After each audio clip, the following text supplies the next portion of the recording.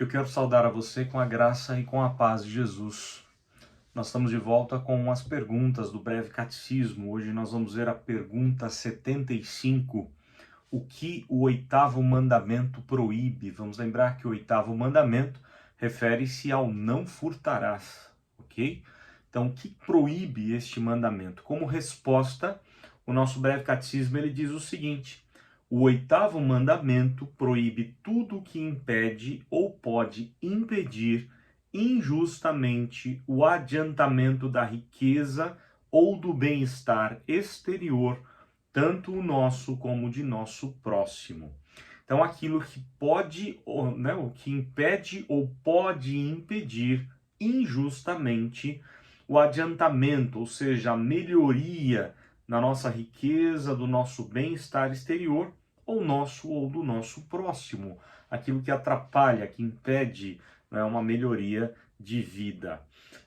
Como resposta, ele dá também três opções de textos aqui para nós lermos. Então vamos ler Provérbios 28, 19, para ilustrar bem o que está o que implica aí a proibição do oitavo mandamento. Provérbios 28, 19, ok?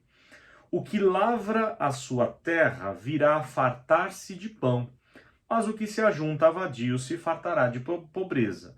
Ou seja, se você é trabalhador, se você cuida daquilo que é seu, Deus vai te abençoar. Mas se você for vadio, né, preguiçoso, você vai se fartar de pobreza. Você está atrapalhando a sua vida, está furtando de você mesmo as coisas boas, as bênçãos de Deus, ou até mesmo do próximo.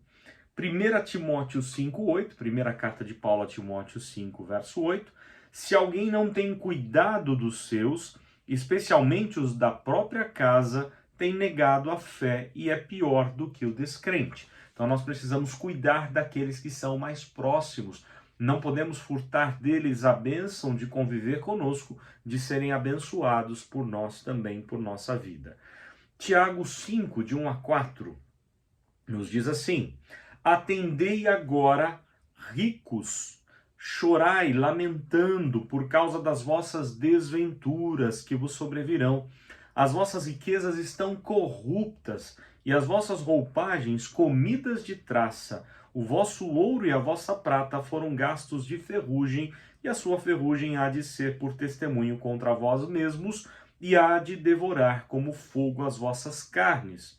Tesouros acumulastes nos últimos dias. Eis que o salário dos trabalhadores que ceifaram os vossos campos e que por vós foi retido com fraude está clamando.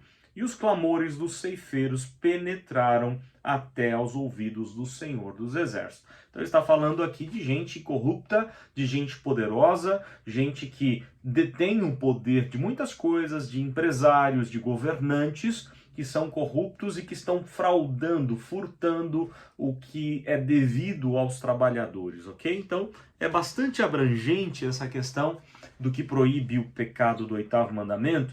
E para entender melhor, eu creio que o Catecismo Maior, ele traz uma resposta mais abrangente, que explica melhor tudo aquilo que implica a proibição do oitavo mandamento. Ele diz assim: os pecados proibidos no oitavo mandamento, além da negligência dos deveres exigidos, que é a pergunta anterior, né, os deveres exigidos são o furto. Então, ó, o furto está errado, o roubo está errado, o tráfico de seres humanos, olha só, a recepção de qualquer coisa furtada. Então, de repente, você vai lá comprar uma peça num desmanche que você sabe que é um desmanche clandestino, que tem uma peça de carro roubado. Você está cometendo esse pecado. Você compra um celular e sabe que aquilo é uma carga, né? Um celular roubado ou um produto de uma carga roubada. Tudo isso implica, né, a recepção de qualquer coisa furtada. As transações fraudulentas, quantas vezes nós nos metemos a isso? Temos que tomar cuidado com transações para não saber se estamos defraudando alguém nessas transações. Os pesos e medidas falsos, a remoção de marcos de propriedade, a injustiça e a infidelidade em contratos entre os homens ou em questões de confiabilidade. Cuidado com os contratos. Não é? E principalmente se você está ali tirando proveito desses contratos. Cuidado com contratos. a opressão, a extorsão, a usura, que é o exagerado apego ao dinheiro, o suborno, você subornar as pessoas, tá?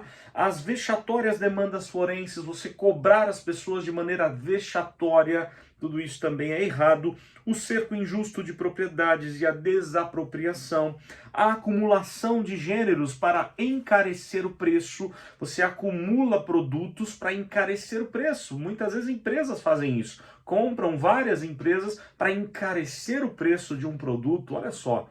Os meios ilícitos de vida, você ser um ladrão, um traficante, ir para um ramo da prostituição, ganhando dinheiro em coisas ilícitas, através de coisas ilícitas, de jogos de azar, por exemplo, e tantas outras coisas ilícitas.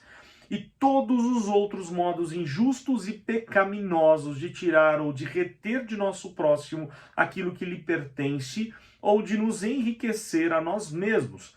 A cobiça, a estima e o amor desordenado aos bens mundanos, a desconfiança, a preocupação excessiva e o empenho em obtê-los, guardá-los e usar deles, a inveja diante da propriedade de outrem, assim como a ociosidade, a prodigalidade, o jogo dissipador, você gastar tudo sem pensar, você usar dos jogos de azar ou ser viciado em jogos, querer ganhar dinheiro com isso, e todos os outros modos pelos quais indevidamente prejudicamos o nosso próprio estado exterior e o ato de defraudar a nós mesmos do devido uso e conforto da posição em que Deus nos colocou. Então vejam que é um pecado muito abrangente e que nós vemos isso claramente acontecer naqueles que estão revestidos de poder. Você vê muitos empresários agindo assim, prejudicando as pessoas de classe mais baixa, prejudicando às vezes os seus próprios trabalhadores, funcionários, empresas grandes, poderosas, guardando produtos, se juntando uma com a outra para encarecer produtos, como nós vemos nos nossos dias. Governantes, você percebe aqui muitos governantes agindo, não é, com detalhes aqui, fazendo coisas erradas, ilícitas. Então tudo isso nós precisamos tomar muito cuidado, mas não somente aqueles que estão cheios de poder. Muitas vezes são coisas que nós mesmos podemos cometer. Temos que tomar muito cuidado com o nosso coração, que Deus assim nos livre de cometer o pecado do furto, né? Não furtarás, não roube, não defraude alguém ou a si mesmo. Quando você está agindo de maneira ilícita, errada, você está prejudicando a si mesmo e também ao próximo. Eu recomendo que você leia aí o Catecismo Maior. O Catecismo Maior, nessa pergunta, ele dá 25 opções de textos da Palavra de Deus. Nós vemos apenas 3 lá do Breve Catecismo, mas o Maior dá 25 opções de textos. Então que Deus assim nos ajude e nos livre deste mal, em nome de Jesus. Deus abençoe a sua vida, a sua família, em nome do nosso Senhor e Salvador Jesus Cristo.